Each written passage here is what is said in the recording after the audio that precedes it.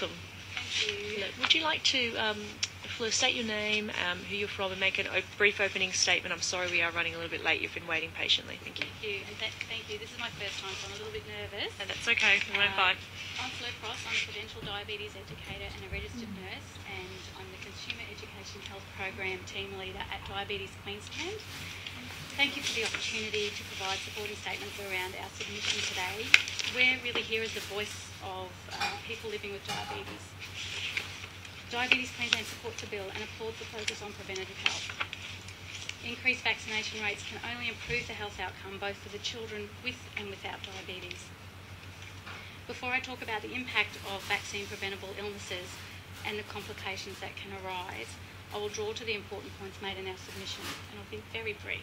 That's okay. Vaccination programs have provided one of the most successful prevention strategies for disease and resulted in the near elimination of illness that have historically accounted for many deaths. Herd immunity is about 95%, and in Queensland, as the Minister for Health stated on his second reading speech, childhood immunisation rates lie at about 92%. Diabetes can reduce the effectiveness of vaccination. We know this. Booster shots can resolve this. This supports the need for a herd immunity to be met to provide the added protection from these vaccine-preventable illnesses, as this limits exposure to unvaccinated children. There is evidence that there is an incidental benefit of vaccination as well. A Finnish study showed a causal link between the decrease in the incidence of mumps and the decreased rate of type 1 diabetes.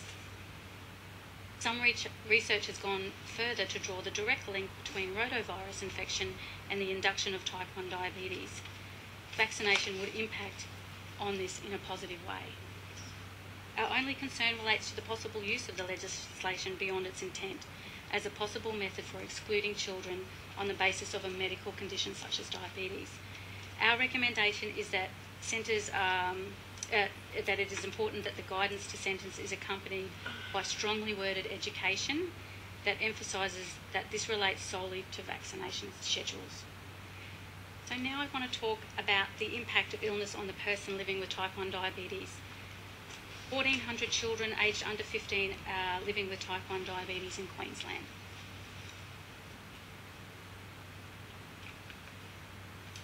Think of a 9-year-old boy who manages his diabetes. He checks his blood glucose levels, and that is pricking his finger at least 6 times a day to check those levels. He has to count his carbohydrate intake in grams at each meal and adjust his insulin accordingly.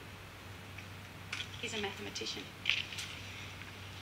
Getting the balance right when he is having growth spurts, playing cricket, doing exams, is ongoing and relentless. The impact on his family, who have most likely been checking over for overnight hypos since diagnosis by getting up at 3 a.m, and the impact of regular health professional appointments to support management is huge.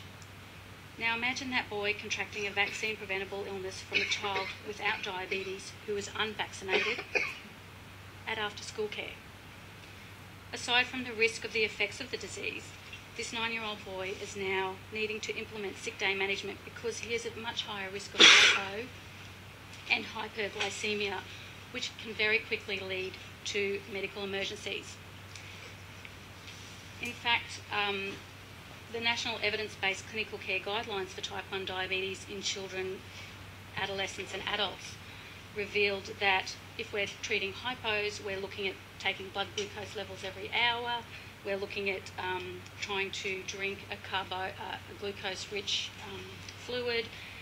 We're looking at reducing insulin, and if that doesn't work, it's about seeking urgent medical advice. And we know hypos can lead to comas, okay, if untreated.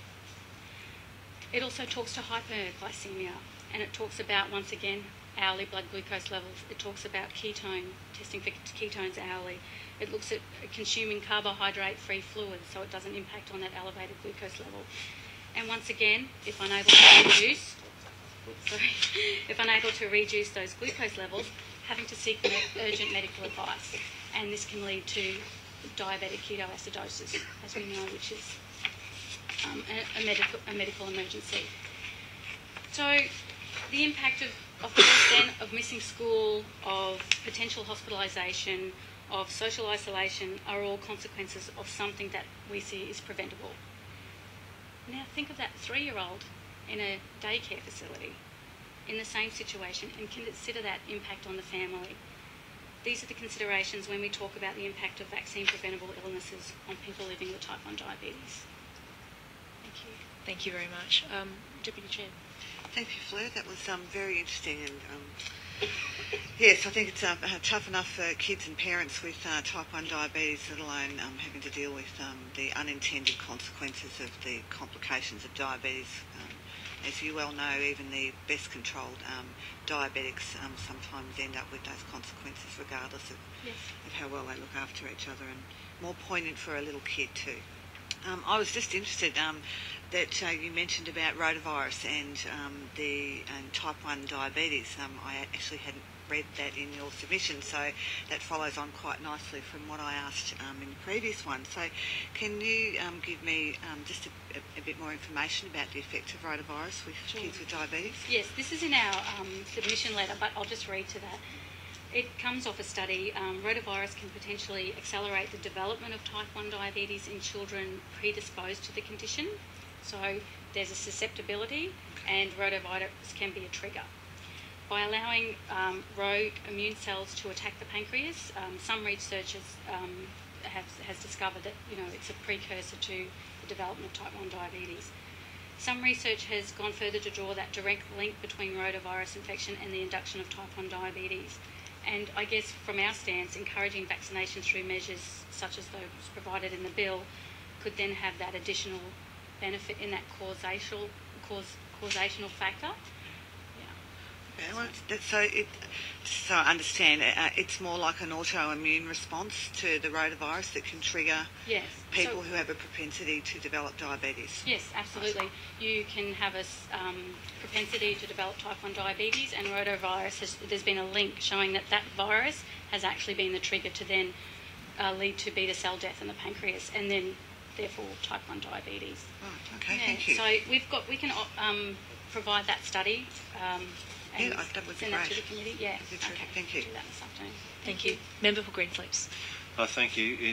The submission states that there's that a person with type 1 diabetes is more susceptible to diseases. Is there any evidence regarding how much more susceptible they are to diseases that might be prevented by a vaccine, such as chickenpox? I haven't got statistics, but I've got the studies which will reveal statistics, but I haven't got the statistics on.